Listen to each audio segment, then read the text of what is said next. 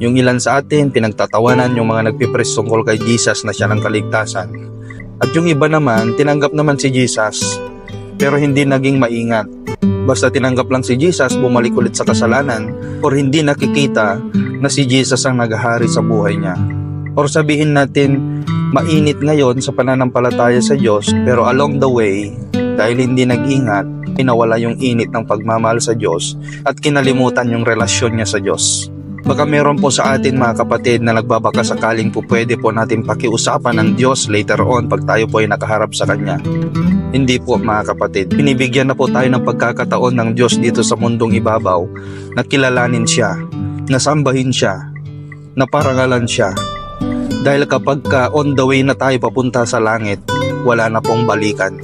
Judgment Day na po mga kapatid, Hebrew chapter 9. Kaya mga kapatid, bago po mahuli ang lahat, tanggapin po natin si Jesus